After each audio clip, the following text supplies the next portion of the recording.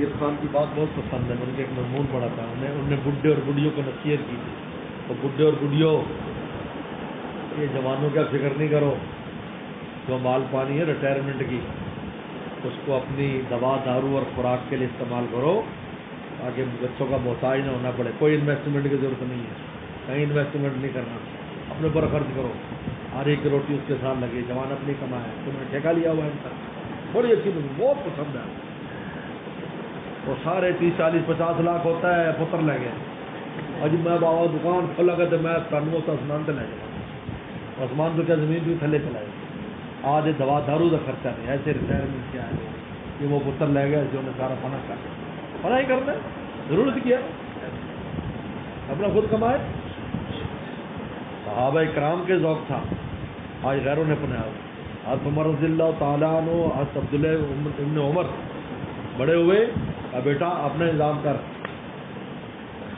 مسجد میں سوتے تھے، ہم مسجد میں سوتے تھے، ابا گھر میں نہیں، مسجد میں سوتے تھے. لہٰذا اپنے انتظام کیے، نظام کیے، یادوں میں جاتے تھے، مال غنیمت مکان بنائے، شادیاں کی. ہم نے تو بیکار کیا، ہمارے بچے بیکار ہیں، ہمیں کوئی نہیں. اور دوسرا یہ ہوتا ہے کہ بالغ ہوتا ہے میاں جا اپنا، جب جائے گا تو کچھ نہ کچھ تو سر مارے گا نا. بیکار بات تو نہیں کہ ابا کی خاطر ہے کدے میں کی کرا بھائی، تو دیوار میں سوراخ کرنا نکل آئے گا نا. اس لیے کہتے ہیں ہمیشہ اچھا اور اونچا کام وہی کرتا ہے جو نیا راستہ تلاش کرتا ہے. تو پرانے راستے پہ چلتا ہے تو وہ کچھ بھی نہیں.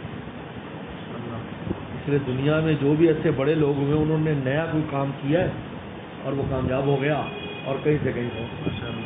آج پوری دنیا میں چینیں، آپ ان کی ہسٹری اٹھا کر دیکھیں، انہوں نے ایک نیا راستہ اختیار کیا، یار ہمیں کچھ کرنا چاہیے، اب کرنا چاہیے تو کام بن گئے. میں جانتا ہوں بڑے بڑے سے ان کی ہسٹری پڑھو، ان کا ابا تو کرتے ہیں، میں کوئی نیا کام چھیڑ دیا، اللہ نے اس میں ایسی برکت دی، چھیڑ دیا وہی کام. اس لیے کہتے ہیں کہ دروازہ ہے وہ آدمی دروازے سے ہی جائے گا، بس کوئی نہیں کوشش کرے گا. اگر یہ بند کر دیں، ہاں دروازہ ہی نہ ہو تو کہیں نہ کوئی تو لگائے گا نا سوراخ، تو وہیں سے رستہ بنا لے.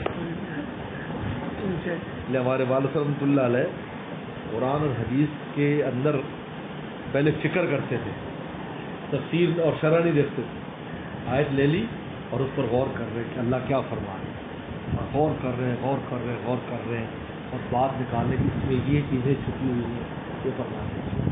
اب بعد میں تفسیر دیکھ رہے ہیں. میں نے کہا ابا جی یہ آپ نے جو بات کی آپ کو پتہ ہے یہ بات اتنے 100 سال پہلے فلاں نے کہی ہے، میں نے پڑھی ہے، مجھ کو علم نہیں ہے، میں نے خود غور کر کے نکالا. تو پھر فرمایا اگر پہلے سے شرح دیکھ لو تو ذہن کسی اور پر جاندے ہی نہیں، اور جب نہیں ہے تو پھر غور و فکر کر کے نئی بات سامنے آ جائے. اسی طرح پہلوں نے کیا، پہلوں پر کوئی وہی تو نہیں ہے، الہام تو نہیں ہوا، تو غور و فکر کرتے تھے، اللہ تعالیٰ کی نئی بات سنتے تھے. اب عادت حدیث لے لی، اس پر فکر کرتا ہے، حدیث مبارکہ میں کیا مطلب ہے اس کا، کیا اس کے اندر سے پھر حدیث میں اللہ نے یہ باتیں اور کہتے جی فلاں نے تو ایسا کہا ہے، فرمائے ہم رجال نہ ہم رجال، وہ بھی رجال تھے ہم بھی رجال، وہ بھی مرد تھے علم کے رستے کے، ہم بھی مرد ہیں، کوئی عورتیں نہیں ہیں، ہم بھی سوچ سکتے ہیں، نکال سکتے ہیں. یہ تفکر کی عادت. حضرت نے بھی لکھا ہے مفتی شفیع صاحب نے، انسان کو غور و فکر کی عادت رکھنی چاہیے. آخرت کے معاملات میں بہت سی چیزیں کھل گئی ہیں.